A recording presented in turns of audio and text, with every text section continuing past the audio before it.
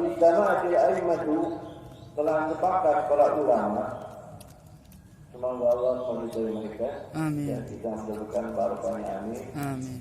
Telah sepakat para imam-imam mazhab ala tahrimin nadbi, yaitu atas keharaman hukum orang yang melakukan an-nadb. Nadb itu adalah ta'jizu, menyebut-nyebut mahasil mayyit, kebaikan-kebaikan mayit. Ka wajabala, seperti seorang mengatakan wajabala, wanauh atau wanauh.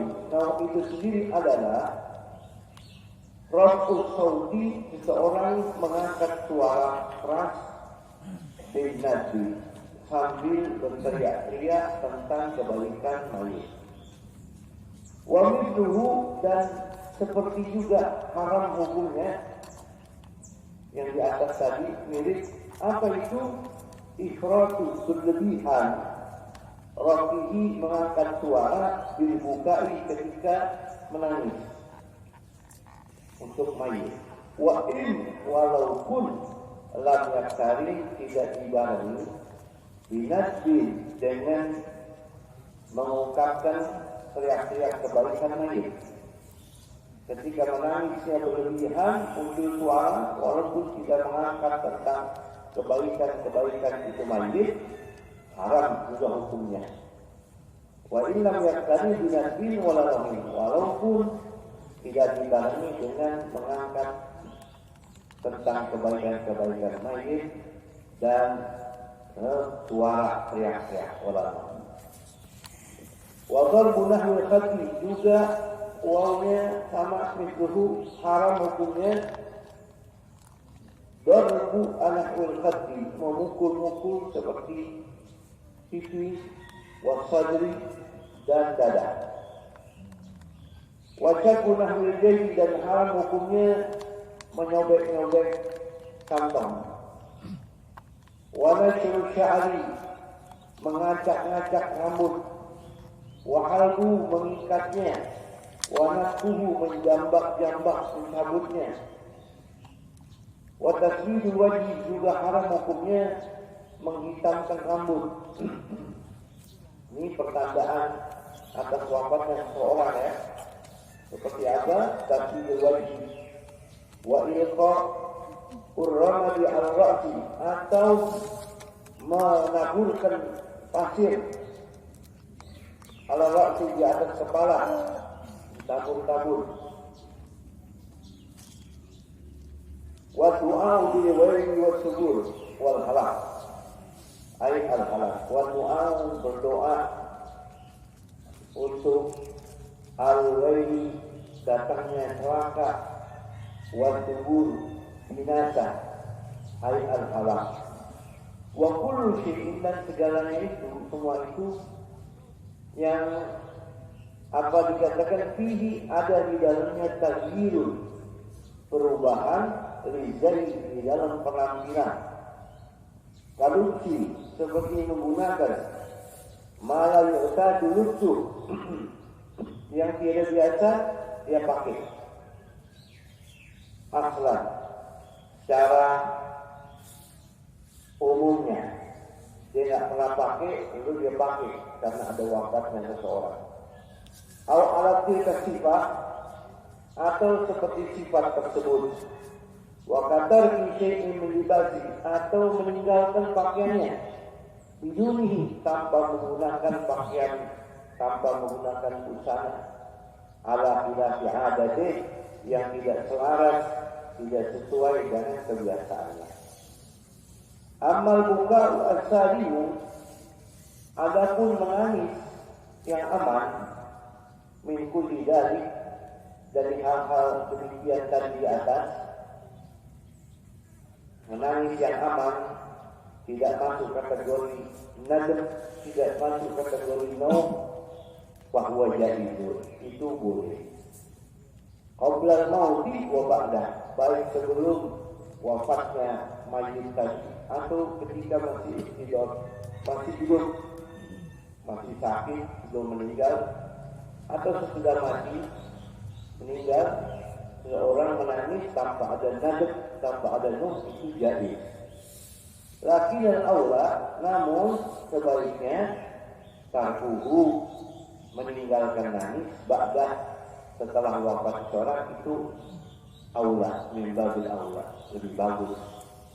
Kalau bisa jangan nangis itu lebih bagus.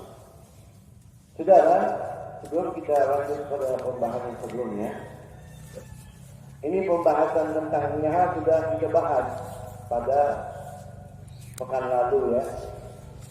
Jelas bagi kita bahwa meratapi mayit itu haram, yaitu peratapan yang muncul jeritan atau teriakan sambil mengangkat-angkat kebaikan mayit. Nabi kita Muhammad SAW di pembahasan lalu sudah menjelaskan hal itu dilaknat.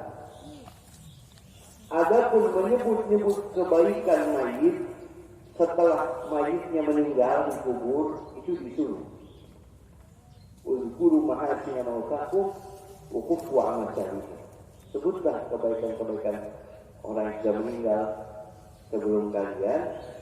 Kalau ada kejelekannya tutup, karena itu bisa jadi rahmat buat dia.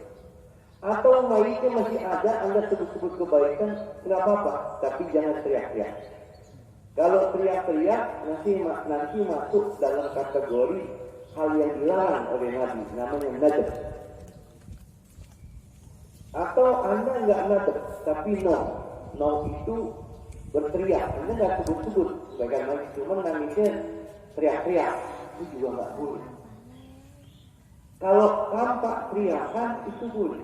Itu pembahasan sudah kita bahas kemarin. Oleh karena itu disebutkan kita masih a'immah sepakat para ulama haram hukumnya an-nadab wan niyahah, demikian juga haram hukumnya mukul-mukul anggota tubuh, pipi dan dada dan lain-lain, itu haram. Ada lagi sikap. Kalau tadi mengangkat suara, mengungkap kebaikan lain, jerit-jerit itu masuk kategori ucapan. Ada lagi yang sifatnya bukan ucapan, tapi hayat, penampilan. Contoh, ada orang meninggal dunia, dia pakai pakaian hitam-hitam, misal seperti sekarang, ya, di kelas-kelas orang mungkin yang disebut elit, kalau ada yang meninggal, rubah pakai pakaian hitam-hitam. Nah, itu semua hal yang diharami. Walaupun tidak jerit-jerit menangis, tidak teriak-teriak, tapi hal-halnya menunjukkan ada murridah bil gaba wal gada. Ketidakadaannya sifat menerima atas ketentuan Allah. Sementara kematian itu syai'un dan kata bahwa Allah bani Adam. Kematian itu sudah dicap sama Allah, pasti semua orang meninggal. Ya, itu hal yang diharamkan dari ucapan, perbuatan, hayat, itu semua diharamkan. Ini yang dibahas pada pekan lalu, lalu ditekankan lagi di sini. Adapun amal buka usaha dengan kulidalik, adapun tangisan yang aman dari hal itu, jaiz, itu boleh. Nabi pun menangis. Ini air mata, saudara, itu tanda rahmat Allah pada hati manusia. Jangan lagi manusia, binatang pun bisa nangis. Jangan lagi manusia, binatang pun bisa nangis. Apalagi ketika seorang tinggal wafat oleh orang yang dia cintai, dia menangis. Bagaimana Rasulullah SAW ketika sahabatnya ada yang sakit, Rasul nangis. Ada yang meninggal, Rasul nangis. Sampai sahabat bilang, "Mahadi ya Rasulullah, apa ini air mata ya Rasulullah?" Kata Nabi, "Hadi ya rahmatu." Ini rahmat dari Allah. Ya Allah fi qulubi ibadihi ar-rahmah. Ya Allah berikan pada orang yang punya hati lembut, penuh kasih sayang. Wa inna ma yarhamullahu min ibadihi ar-rahmah. Dan Allah sangat menyayangi hamba-hamba yang hatinya penuh belas kasih. Kalau hati yang kejam nggak bisa nangis. Jadi Jadi meneteskan air mata bukan tanda orang lemah. Kriteria orang-orang hebat itu dia mudah nangis. Wafatan min khiyarin nasi kam rajulin ma taraka dzikra tulal umri wal kutuba buka ulailatihi min khawfi madihi yasta'jilu ta'aba. Kata Imam Hadis Abdurrahman Abdullah Al-Qudin, wafatan min khiyarin nasi kam rajulin, saya banyak jumpai orang-orang hebat ma farqa dzikra tulal umri wal kutuba, seumur hidupnya enggak pernah jauh sama pengajian, sama kitab, sama zikir, sama ibadah. Buka ulailati, kalau malam pasti nangis. Sajadu khalwati, kalau sendiri dia sujud ibadah Allah. Min khawfi malihi, karena takut kepada Allah. Ya ta'libu ta'ab, dia menikmati keletihannya dalam bentuk ibadah tadi. Jadi menangis bukan bentuk kelemahan. Justru di situ bentuk hati seorang yang lembut. Saudara, bahwa jaizun qabla al-maut, sebelum meninggal wa ba'da, atau setelahnya. Lakin Allah tahu ba'da. Namun yang lebih bagus tadi, kalau sudah dikebumikan mayat, ya, orang yang wafat yang kita cintai, yang dekat sama kita sudah dikubur, kalau bisa direm, jangan menangis berlebihan. Ya, ada yang sampai nafsu makan 3 hari nyusul deh, ya, sampai enggak nafsu ini dan itu. Saudara, dalam hadis yang marfu, Inna Allah qad wakala biman yasba'u janazata min ahlihi malakan. Allah SWT menitipkan bagi orang yang mengiring jenazah ke pemakaman, dikirim malakan ba'da dafniha yang kaffa hammu wa huznuh. Allah kirim malaikat, kalau kita dikuburin orang, Allah kirim malaikat agar melemahkan penderitaan kita, supaya tidak terlalu terpukul dengan wafat orang yang kita cintai ini. Dan ya'khudhu kaffan min turabin fayarmi fi wujudihi. Itu malaikat dikasih tugas semua ambil tanah, dia lempar ke muka orang-orang yang kuburi. Wa yaqulu lahum, sambil berkata, irji'u, ulanglah kalian, ansaakumullah mautakum. Semoga Allah lupakan kalian atas penderitaan orang yang wafat dari yang kalian cintai. Sambil lempar sama malaikat ke muka orang-orang yang gotong jenazah yang makam itu, supaya lupa kematian. Supaya sauna mau tahu, akhirnya sampai rumah lupa, nggak terlalu sedih. Coba deh, kalau ada orang meninggal kita sedih benar. Dimandiin kita nangis, di sholat kita nangis, di kafan kita digotong jenazah kita nangis. Tapi kalau udah dikuburin, balik mulai reda. Kenapa? Itu tugas malaikat disuruh sama Allah menaburkan tanah di wajah para pelayat itu, supaya yang tahu namun tahu wa yaquduna fi aklihim wa shirbihim wa dhahihim wa bai'ihim wa shira'ihim ka'annahum lam yakun minhum wa lam yakun minhum, kata Nabi. Sehingga mereka bisa makan lagi, bisa minum lagi, bisa ketawa lagi, bisa jual beli lagi, seakan-akan seperti nggak ada yang meninggal. Apakah itu bagus? Itu bagus. Karena memang saudara, meratapi mayit jenazah berlebihan, asal seseorang mengingat kematian terus 24 jam nggak baik. Oleh karenanya Imam Hasan Basri pernah mengatakan, al-ghaflatu wal amalu ni'matani 'azimatan. Berangan-angan sama lalai itu 2 nikmat yang bagus. Kita belajar ilmu tasawuf, ghaflah, lalai, panjang angan-angan itu perbuatan nggak bagus, betul. Tapi kata ulama lain, Imam Hasan Basri, ada hikmahnya yang namanya panjang angan-angan sama lalai. Ni'matan azimatan laulahuma ma ma marra al-muslimu fi tariq wa ta'aqqalat al-insanu fi ma'ashihim wa ma'adihim. Kalau orang nggak kena angan-angan, nggak kena lalai, nggak bakal ada orang jalan di jalanan. Rusak nafkah keluarga, nggak ada orang mau cari duit, nggak ada orang mau dagang. Kita mau beli sayuran, nggak ada. Kenapa orang yang mati semua? Jadi ada kalanya lalai sama ghaflah itu karunia. Kalau orang nggak kena lalai sama angan-angan, maunya dijadah terus. Dia punya bini, kasih makan, kerja, enggak, ingat mati terus. Itulah yang dikatakan oleh ulama, berangan-angan terkadang bisa jadi rahmat, bisa jadi azab.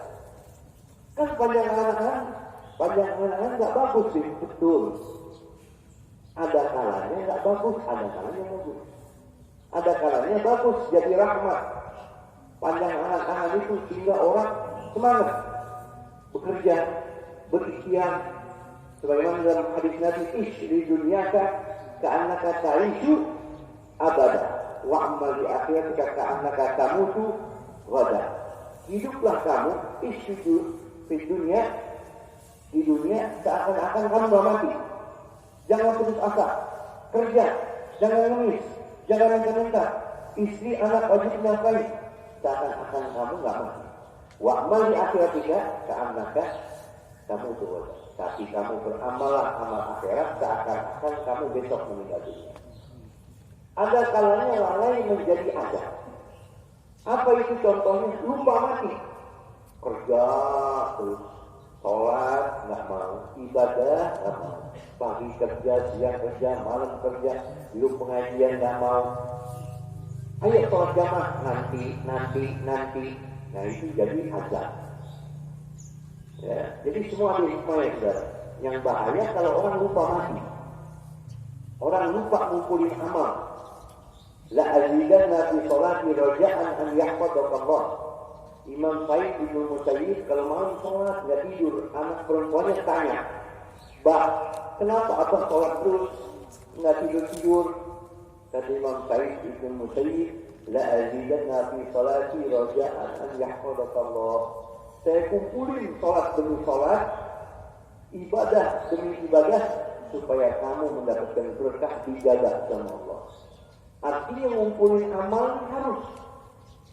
Tapi jangan lupa, wala tansa nasibaka minad dunia. Jangan kau lupakan bagian kamu dari dunia yang harus kamu kumpul, yang harus kamu cari.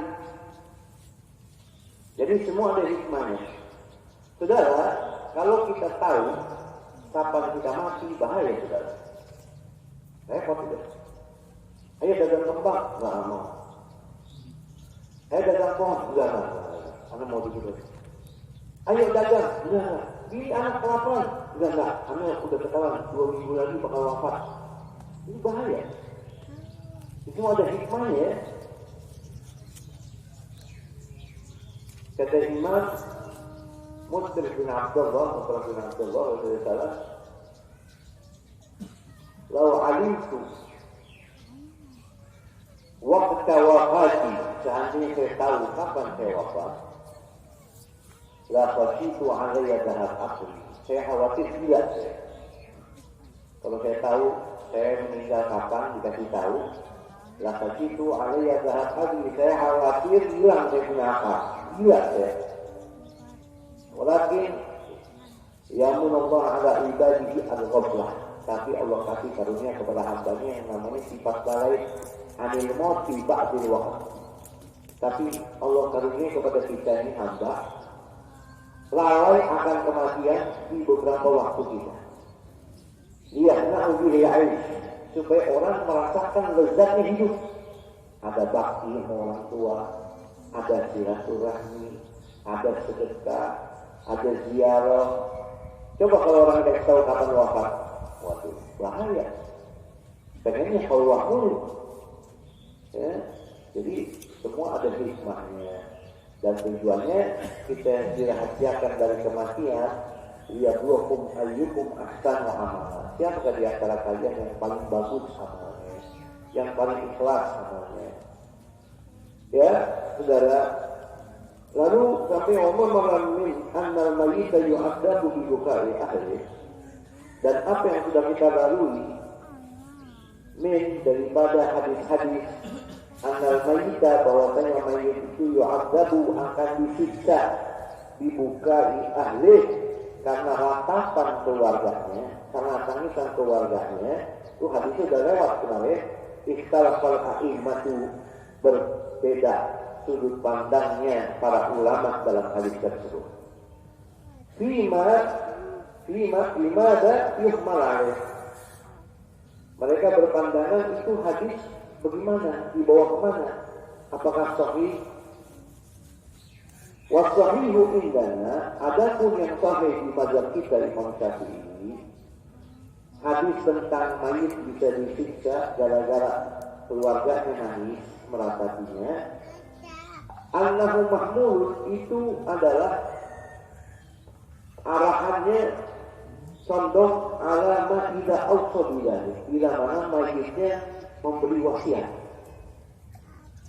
Kalau mayit memberi wasiat agar ditangisi, jadi haram.